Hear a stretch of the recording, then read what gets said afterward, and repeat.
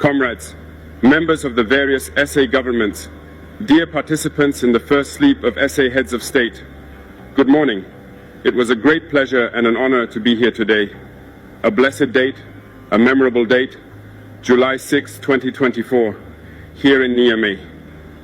First of all, let us give thanks to God who made this day possible. We thank Him for everything He has done for us until today, and everything He will do for the people of the AES. Please allow me also to pay tribute to the Nigerian people, these people who have suffered so much since the advent of the CNSP, and who continue to remain standing. Thank you to the Nigerians who gave us a warm welcome yesterday when we set foot on the soil of our homeland here. You are more than friends, you are more than neighbors, you are our brothers, you are our sisters. Because fraternity goes beyond friendship or neighborhood. We have the same blood flowing through our veins. In our veins runs the blood of these valiant warriors who fought and who reserved these lands that we call Mali, Burkina, and Niger. In our veins runs the blood of these valiant warriors who helped the whole world get rid of Nazism and many other scourges.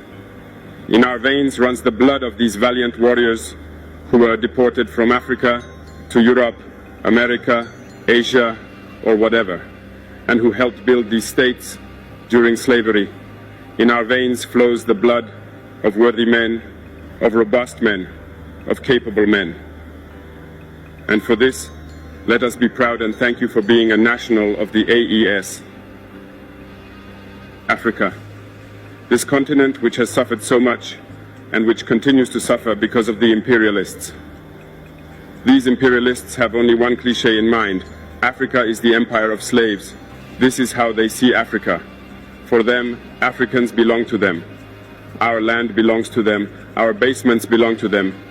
They have never been able to change software until today. It's deplorable. But how does he do it? It is unfortunately since the 1960s that these 6,000 acres of independence were given to Africa.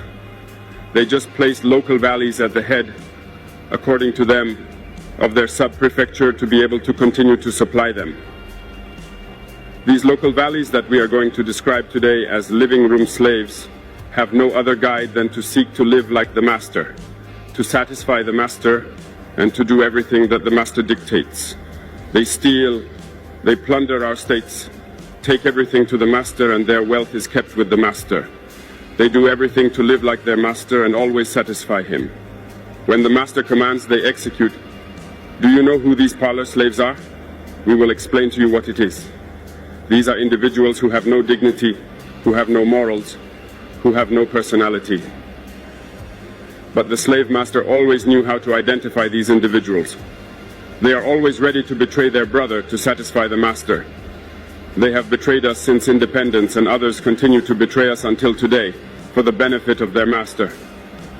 These individuals always continue against all odds to plunder Africa, to help the master to plunder Africa. They like to say it every year. In their economic survey, Burkina is the poorest country, Mali is the poorest country, Niger is the poorest country. We are ranked among the last. All right, if we are as poor as they say, but when the time came to take responsibility, we asked these masters to leave the place. Why don't they want to leave? Because we take the case of Niger. For more than 40 years, certain countries have exploited uranium to produce energy at home. From Ottawa to Paris, the streets are illuminated. It's light. But in Niger, it's darkness. Security that served us. When you go to our states, our soils are drilled all over to search for precious metals such as gold. But often, there is not even the slightest accessible road to reach areas where they exploit some basic social services. This is why we decided to revolt and take the destiny of our countries into our own hands. There are many other examples, but when we decided this, we were approached by some parlor slaves to give us their master's message, because they had created this sort of polymer chain that sticks up at the head of our states to serve them. And we have come to break the chain, and it's inconceivable for them. They therefore approached us and asked us to join the ranks to form part of the elite who must lead Africa because they have a trained and formatted elite who must follow, who are embedded in this chain. We refused to join their ranks, and from then on, hostilities began. They have led several mercenaries, trainers, and agents into our areas who have descended into the Sahel to hope to carry out barbaric, cowardly attacks against our populations, to hope to revolt them. In addition to these attacks on the ground, communicational attacks, manipulation, disinformation, etc., are full in their souls. But the people of the Sahel have understood, and we will never be able to manipulate them again. They know where they come from, they know what they are doing, and they know where they are going. We are not going to allow this anymore.